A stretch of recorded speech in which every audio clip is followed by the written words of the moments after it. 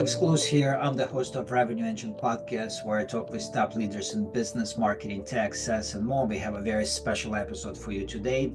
I have my friend, Dr. Jeremy Weisz, with us here from Rise25. He has done thousands of interviews with successful entrepreneurs and CEOs, and we have flipped the script, and he will be interviewing me today. Hey, Jeremy. I'm excited, Alex, and really what we're going to talk about is the biggest challenges in B2B SaaS marketing. I know you specialize in that, and we'll walk through how to approach them, right? Before we get into it, I do want to mention this is brought to you by TA Monroe Digital. We have to mention this. They build world-class revenue engines for B2B SaaS companies. So what that means is they do everything behind the scenes to generate qualified leads, opportunities, customers. They build highly effective marketing systems and scale them profitably through their demand generation strategies. And they think very scientifically on how to scale your demand and revenue and bring decades of experience to that. So if you have questions, you can email Alex at tamonroe.com or visit tamonroe.com to schedule a strategy session and learn more about what they do and how they can help. So let's start off with the biggest challenges in B2B SaaS marketing. The first is, I do want to talk about what are the biggest challenges in B2B SaaS marketing, and then we can talk about addressing them. What are some of those biggest challenges?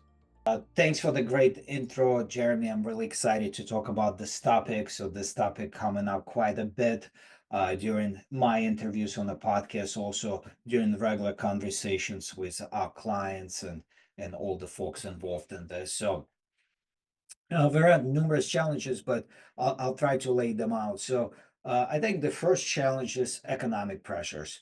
Means layoffs and financial instability, the economy being better and and recently, but it was still there's a lot of instability. And in the last few years, we've seen a lot of layoffs and hard hitting financial troubles for different companies. And what that means, companies became more careful with their spendings. Buyers hesitate, slow down their decision makers making, and extend the sales cycles. Deals that used to be closed in few months now can take more than a year. So a big part of that is what's going on is people need to approve the budgets. Being efficient is the key topic for a lot of companies, and buyers want a clear proof that they were making the right choice. So for B2B SaaS marketeers, this is a big shift. It became less about promoting products and more about proving value upfront. Buyers began asking, will this save us money or help us grow? So now marketing teams had to think on their feet to adapt fast and keep deals moving forward. So with the first challenge being economic pressure, my advice would be to make sure these three things are on your radar. Number one, show clear value. Focus your campaigns on real results. Don't just say our product helps team work better. Be specific and say our product saves you $10,000 every month by cutting wasted time. You can also use ROI calculators, case studies, and data points to make your point easy to understand. Number two, target the right people. The more efficient and the best way to do this is to use account-based marketing. This means finding the decision makers at key accounts and creating messages just for them. Let's say you're targeting the CFO. Talk about cost savings. If it's a sales leader, highlight how your tool can help them to hit their numbers faster. Number three, this is very important, offer risk-free options. Buyers are scared of making the wrong decisions. Give them a way to try a product without risk. Offer free trials, pay-as-you-go options, or month-to-month contract. That lowers the barrier to saying yes. So here how it can work in real life. Let's say you run a SaaS company and you notice sales cycle have doubled. Now what? A quick fix here would be to introduce a free 30-day trial and perhaps host webinars, explain how your products save money for businesses that fall under your ICP. This will make buyers more confident, cut your sales time, and increase deal closures. Yeah, I think you said a couple of things there, Alex, which is, we work with companies or people that we know, like, and trust, and all those things really builds trust, right? And we're focusing on the value, targeting the right people with the right message, and also risk-free options lets them test it out, right? And actually build that trust through the product itself. Um, so that economic pressure. What's another challenge in B2B SaaS marketing? Well, this is a huge challenge which we all come to witness in our lifetimes. It's AI disruption. So AI is everywhere, and it's all about proven tangible value. Saying we use AI is not enough anymore. AI is everywhere, and buyers expect it to be in every product, some shape or form. They don't want just buzzwords, but they want real results. What does AI actually do? How will it help my business? If companies can answer this question, they lose buyers' trust. At the same time, internet has become flooded with AI-generated content, search engines, social media, and blogs full packed with repetitive generic material. Standing out has become a major challenge for marketers. Even well-written articles can get drowned AI out by overall AI noise. So what do? Show real benefits. Don't just say your product is AI powered. Explain how it solves specific problems.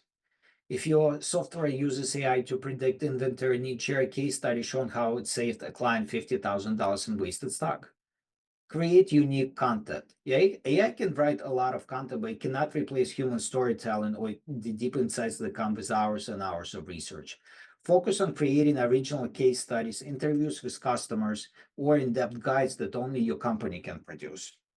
Focus on simplicity. Many buyers don't understand technical jargon. Skip the complicated language and show how it's easy to use your product. Use videos, demos, or simple infographics to explain exactly how it works. Yeah, I mean, you kind of said it, which is back it up with what's actually happening. Because I have found a lot of people are slapping AI on things. It's not. And then people don't trust it. So actually sharing, we have these, 6 software engineers and who have deep learning experience from MIT or something. Even talking about the team members who have experience as well, not just the how it actually is working on the back end. So yeah, I love it. Goes back into what you said first with the challenge, which is goes back into trust, right? Um, so what's another challenge? So another challenge is it's kind of related to AI overall. It's SEO challenges.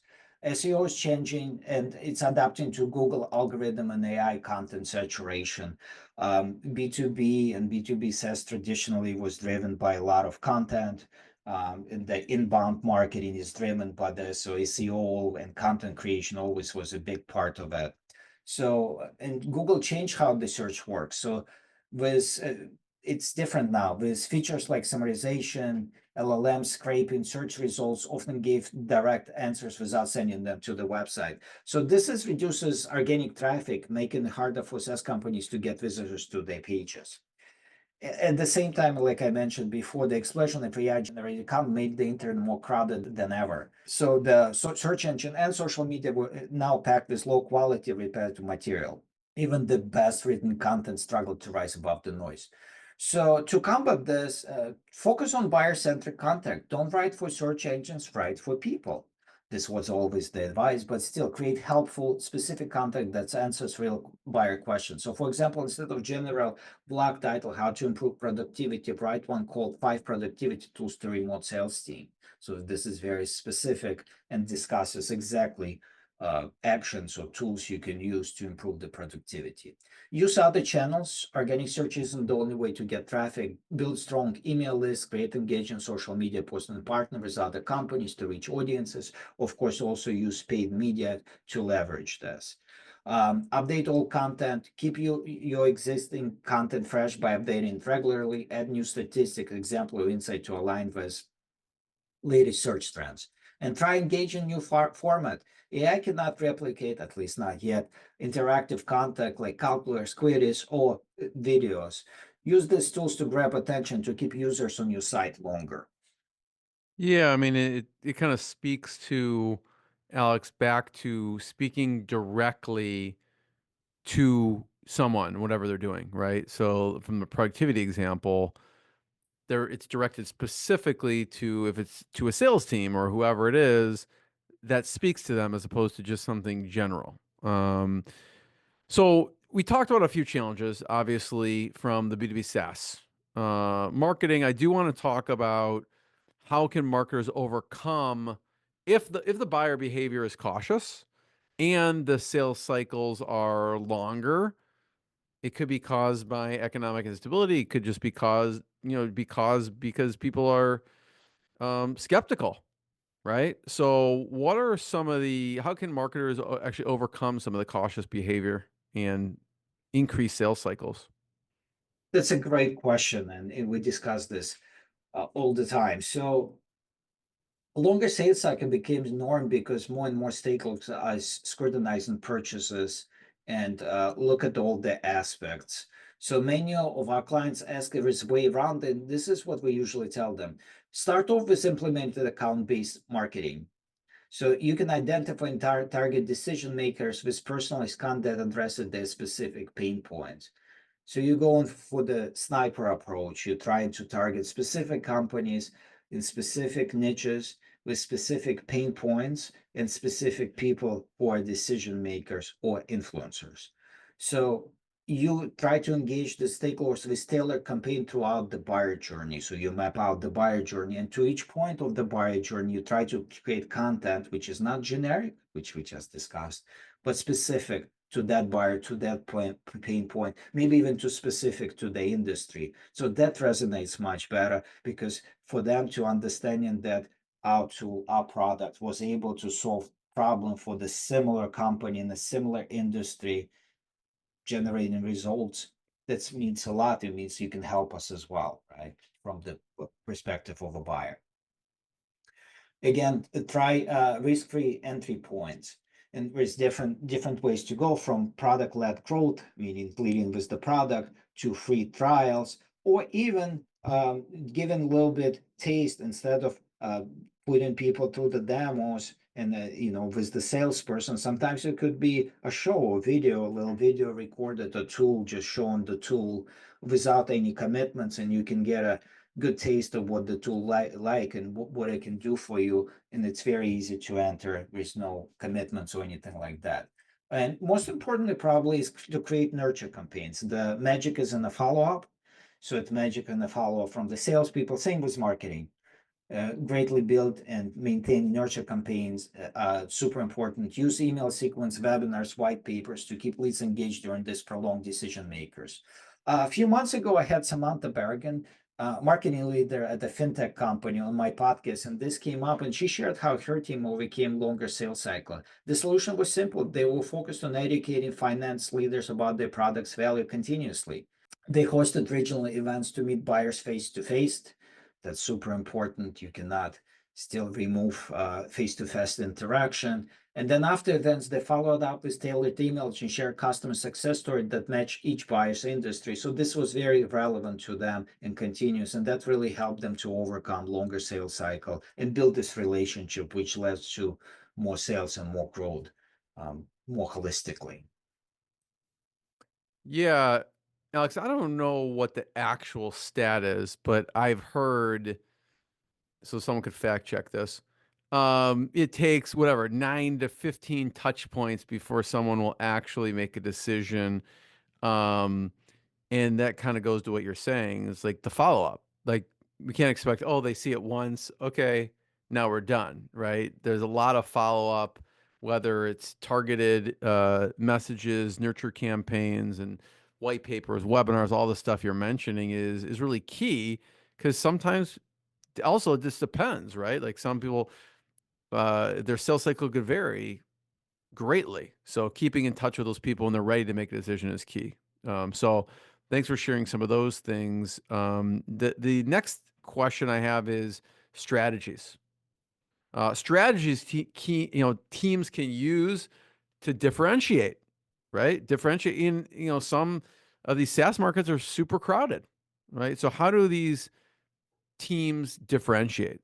Great question. So we know that SaaS market is getting increasingly saturated. It's been, and it's going to get even more saturated. So standing out to become more and more challenging. Your prospect is bombarded with different openings and advertisements, and just everything is a lot and moving very fast. So for you, to differentiation is the key. So there's some of the ways you can do that. So one, strengthen your value proposition, unique value proposition. To start that process, you want to conduct a competitor analysis, you want to talk to your customers, you want to identify the gaps in the market, and you also want to make sure that your value proposition reflects what's most important for your customers. Then you want to focus on highlighting the features or approaches that directly addresses customer pain points. Next would be to invest in thought leadership. Ways of doing this would be to host industry webinars, doing podcasts, live events, publish original research, participate in panel discussions, being active on social media. Follow this with using blogs and white papers to establish expertise and authority. Another way, of course, is video. Everybody loves video, so try to record the video, but being more specific on the videos, not talking about generic things. If you can showcase a specific problem you're trying to solve, a specific pain point, that's a great idea for thought leadership. Another way is to establish trust, is like you mentioned before, Jeremy, is to leverage customer success stories along with testimonials, case studies, and user-generated content. As a real-world example, we recently worked with a SaaS company specializing in application experience management. They were facing stiff competition and were struggling to differentiate themselves. We partnered with them to redefine the ideal customer profile and focus on decision makers in mid-sized and enterprise companies. To strengthen the unique value proposition, we conducted a competitor analysis and also used the clients' insights and crafted messaging that highlighted the ability to solve specific pain points in app experience management. This messaging clearly communicated how their platform improved efficiency and reduced downtime, addressing crucial customer concerns.